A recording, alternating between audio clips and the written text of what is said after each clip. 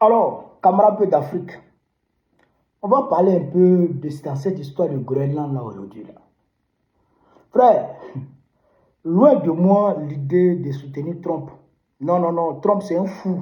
Le Groenland appartient au Danemark, on ne doit pas toucher au Groenland, non. Je suis contre ça. Voilà. Mais je pense que Dieu nous a envoyé Trump. C'est-à-dire que pour qu'on puisse réellement réaliser, d'accord, que les Occidentaux, là, les Européens, là, ils ne sont rien, ils ne valent rien, ils ne pèsent pas. C'est ça que Dieu est en train de nous montrer ici aujourd'hui. Ils disent qu'ils vont défendre l'intégrité territoriale, d'accord, du Danemark. Parce que le Groenland, jusqu'à peu du contraire, appartient encore au Danemark. Même s'ils ont leur langue, ils ont un certain nombre de souverainetés, mais ils sont rattachés au territoire danois. Ils sont rattachés au territoire danois, donc par ricochet, ils sont rattachés, d'accord, à l'Union européenne. Et ils sont membres de l'OTAN. Trump est le boss de l'OTAN.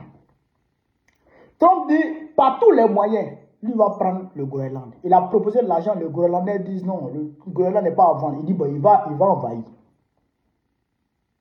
Et les Occidentaux crépitent, ils gesticulent. Les Macron là, ils ont envoyé des équipements militaires, ils ont envoyé les soldats. Mais nous tous, on sait, vous et moi, on sait que tout ça là, c'est zéro. Parce que c'est Trump, d'accord, qui fournit la majorité des équipements militaires des pays de l'Union européenne. Leur sécurité est sous-traitée, d'accord, aux États-Unis. C'est Trump qui gère. Donc, au niveau militaire, il n'y a pas match. Mais Trump dit que tous ceux qui sont contre son plan d'invasion du Groenland, là, il va leur imposer des droits de douane de 10%. C'est-à-dire que le gars, il a soulevé son poids économique, son poids de sanctions économiques. Est-ce que vous comprenez un peu la situation? Trump a soulevé son chevron de sanctions économiques. Il dit qu'il va frapper les Européens un à un. Il va les poter un à un. On va voir si les Européens peuvent résister aux sanctions économiques comme la Russie.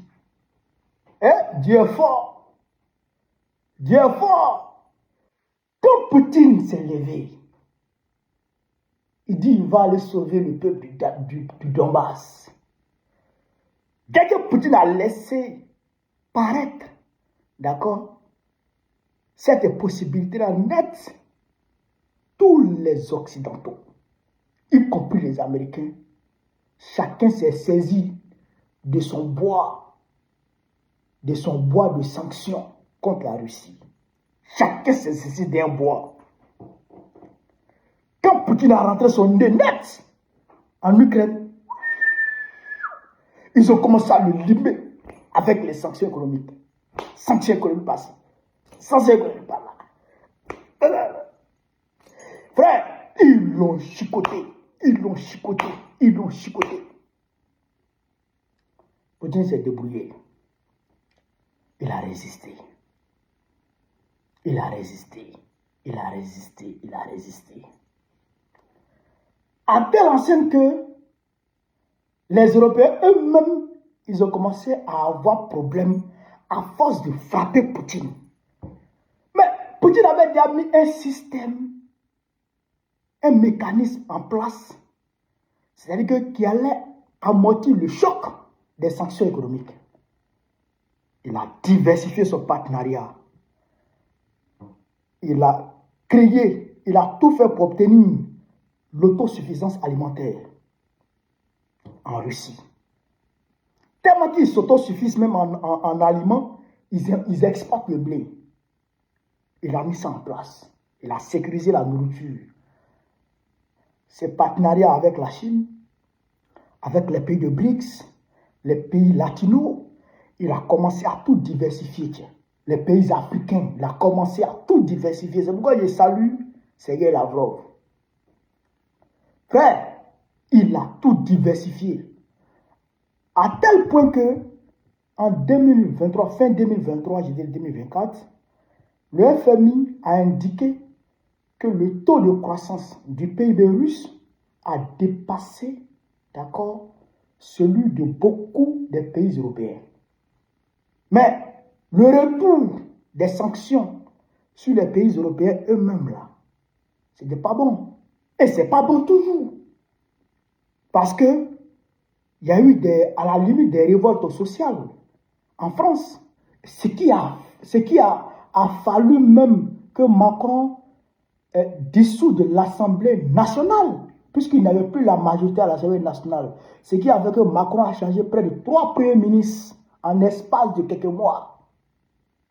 Tout ça, c'est dû, chers camarades d'Afrique, aux sanctions, au retour des sanctions russes. Comment il s'appelle? Les Allemands ont perdu leur chancelier, Olaf Scholz, à cause du retour des sanctions que eux-mêmes ont imposées à la Russie. Les Anglais, eux, ils ont changé 2 fois leur premier ministre, tellement que ça ne va pas. Joe Biden est tombé à cause de ces sanctions-là. Parce que les Européens ont renoncé, d'accord, au gaz russe, au pétrole russe. Et donc, ça fait que leurs économies ont commencé, d'accord, à s'effondrer. Yoromani. Ça, c'est ce qu'on appelle le retour à l'envoyeur, l'effet boomerang. C'est gâté sûr. Donc, la Russie a supporté le choc, d'accord, des sanctions. Et même 2023, la fin 2023, là, la Russie a lancé sa politique démographique pour augmenter, d'accord, le taux de natalité en Russie. Poutine paye aujourd'hui 6 000 € par enfant. 6 000 € par enfant, ça fait entre 4 et 5 millions de francs CFA. 6 000 € par enfant. Quand tu mets un enfant au monde, et quand tu as beaucoup d'enfants même, tu as plus d'avantages. 6 000 €, tu donnes 6 000 € quand tu mets un enfant au monde, tu donnes 6 000 €. Malgré les sanctions économiques des pays occidentaux. Oui, donc Poutine a réussi à faire ça. Il a réussi à calmer la situation. Mais malgré ça, les Occidentaux sont bêtes. Vous savez que quand vous sanctionnez le gars, le retour n'est pas bon sur vous. Mais quand même, ils sont en train de s'apprêter encore à imposer d'autres sanctions. C'est des fous. C'est des fous. Donc aujourd'hui, Trump dit qu'il va imposer des droits de douane de 10% sur tout pays qui va s'opposer à son plan d'invasion du Groenland. Vous allez voir, hein? Vous allez voir, ils vont les demander pardon tout de suite. Ils vont les demander pardon parce qu'ils ne peuvent pas. Ils ne peuvent pas se passer du marché américain. Ils ne peuvent pas se passer du marché américain. Et si le droit de douane est imposé, les entreprises qui sont en Europe, là, les industries de vin, les industries de bière, les industries de voitures, tout cela vont déménager aux États-Unis. Vous allez voir. Donc, pour éviter ça, là, ils vont négocier tout de suite. Trump va aller prendre le gouvernement et puis il n'y a rien dedans. Ils ne peuvent pas. Militairement, on n'en parle même pas de ça. Militairement, on ne parle même pas. Ils ne peuvent pas. Militairement, on ne parle pas. Laissez militairement là. Économiquement là, ils vont accepter. Ils vont accepter. Vous comprenez ça? Ils vont accepter. Ils ne peuvent pas résister. Ils ne peuvent pas tenir. Vous comprenez?